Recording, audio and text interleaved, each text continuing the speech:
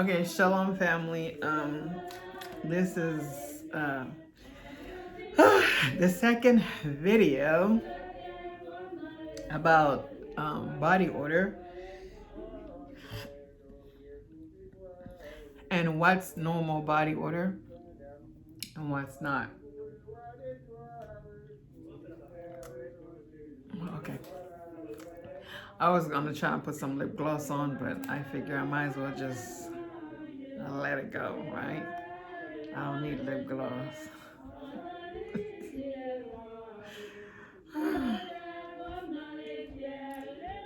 So this is a Haitian music. I am Mambootilia.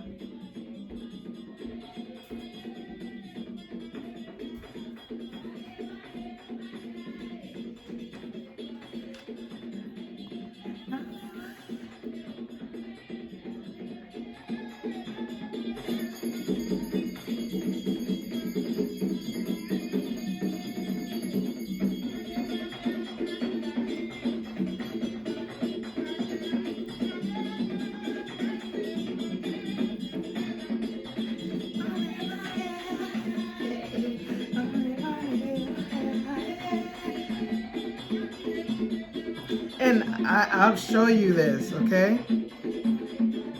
I gotta show you guys this. It's like really running.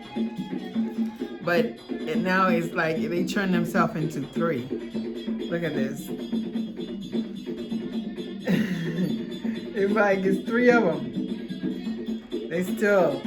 They started separate, now they burning together.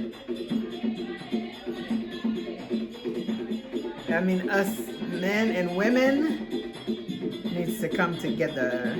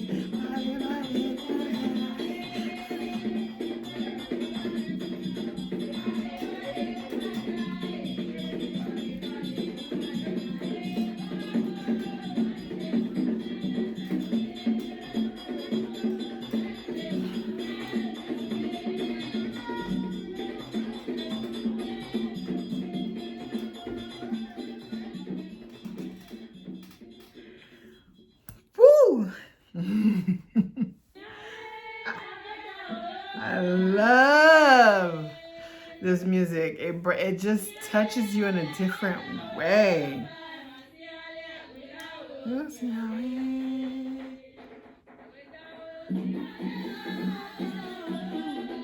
Let me turn it down a little bit. I hope you guys can hear it.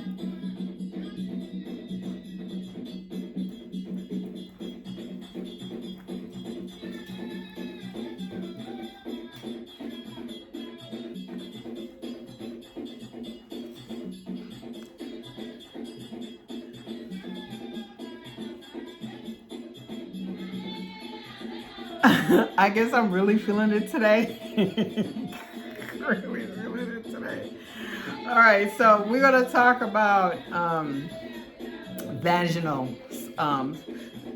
odor, right? What's normal and what's not, and how you can get abnormal. Is it normal and abnormal? Yeah, abnormal body odor. Okay, so we all have body odor, right? We all have it. I did a video on body odor, and some people had questions, which were really good questions, and you know, I feel like needed to be answered, right? The question needed to be asked, and they need to be answered. And not all body odor is bad body odors. So I needed to clarify that, but I didn't. So for that, I apologize. So these are they are causes for abnormal body odor, right? So, but for people with vagina odor, down below, it can sometimes be embarrassing and concerning. Are those odor normal, or can they be prevented, right? What causes the uh, vagina to smell? In most cases, vaginal scent are very normal, and odor alone is not a symptom of a problem. The vagina and the area around it, groin, skin, vulva, etc., contain healthy bacteria that are a part of our microbiome and includes sweat glands. Those can produce an odor that varies from each person, right? And remember, your body odor also comes from the type of stuff you eat and how long the stuff stay in your system, right? So if a person is eating red meat 7 days a week, 3 times per day, their body odor is going to be stronger than someone who's eating once a week, or maybe twice that day, right? Like if you eat food, like I said last time, and then it stays in your system, that contributes to your body odor. So it makes it worse, right? So we don't want that. So we have natural scent or natural body odor, which in turn create a pheromone, so a chemical called pheromone, which attract us to each other. So that's so body odor is natural, right? So it's when we alter it by not cleaning our system and keep letting food stay in our system, and then it start creating a different smell. And also, bad smelling is not a bad thing. The reason I say that is because when you have bad smell, what that does, it kind of help you with finding out whether or not you are sick, like you know something going on with your body, right? The wrong way to reduce vaginal odor is sometimes we overwash or scrubbing the area. You don't want to overwash your vaginal area and scrub it, right? Using soap. Again, we talked about that, right? And antibacterial or scented soap, right? We don't need soap down there because it naturally cleanses itself, right? Douching is not good. Douching alter the natural process of your vagina. It just alter the natural bacteria, which create a situation where you're not able to your vagina cannot produce the chemical, the fluid that cleans itself. So then it's almost like taking a jab, right? When you take a jab for a certain situation or cold or something. Again, I'm not a medical doctor giving medical advice. I'm just giving you my opinion.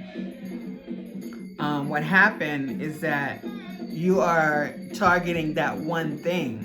Our body's already programmed to fight anything. So when you add something to your body to fight that one thing, you alter in your body the process, the natural process, which means every time if you have a headache, now you got to take something specific for headache. When you have a cold, you got to take something specifically for cold. When you have, that's too much for the body. But if we can actually naturally have the body work itself if we feed it the right thing, right? If we put the right thing in it.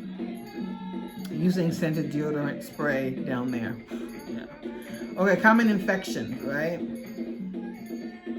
Okay, so these type of practices can disrupt the natural vaginal flora, bacteria, like I was saying, that live in the vagina, that keeps it healthy and inhibit other organism. When there is an imbalance of these organisms in overgrown of unhealthy bacteria, you may notice a more potent odor, but even that may not indicate there is a problem. Okay, you see what I was just saying? I said it and then I read it for confirmation. All praises to the Most High, right? Common infection. When a strong or unusual odor is accompanied by other symptoms such as irritation, itching, burning, or pain, you may have other issues going on and should consider seeking medical advice. For example, trichomoniasis is a sexual transmitted disease that has a mild odor, produces a green and frothy discharge, and may also cause irritable and pain. With intercourse, risk factors include having multiple sex partners and failure to use safe protection. Trichomoniasis should be treated to avoid long-term problem. Bacterial vaginitis, BV, can produce a fishy odor that is also accompanied by increased vaginal discharge, irritable, burning, and sometimes itchy. It is caused by an overgrowth of aerobic bacteria that disrupt the balance of healthy bacteria that live within the vagina. This condition can be triggered by having new or multiple sexual partners, douching or smoking. Though many people with a vagina have no particular risk factors for developing BV, it is treatable with antibiotic and some may need longer courses of treatment if condition reoccur. A yeast infection may be associated with a sweeter beer-like odor. It is typically accompanied by a thicker, clumpier discharge and may include itchy, irritable, rawness, or skin breakdown. The condition can be triggered by antibiotic use, which can eliminate the good bacteria that normally colonize the vagina. Poorly controlled diabetes and sometimes certain menstrual product treatment with an antifungal medication is a standard treatment. Healthy tips to reduce vaginal odor. While all vaginal odor cannot be prevented, you may be able to reduce their potency by trying some simple and healthy techniques and avoiding practices that disrupt the natural balance of the bacteria. Wear breathable underwear. Lycra, spandex underwear, and yoga pants are not very breathable and can trap organisms around the vulva area, producing more odor. Considering wearing more breathable cotton underwear or not wearing any at all at night while sleeping. Avoiding the use of perfume, powders, deodorant, spray, or other scented product in the vaginal area. You don't want to do that. And the tip that I gave you guys before, the stuff with the cornstarch and stuff. Let me turn this down a little bit.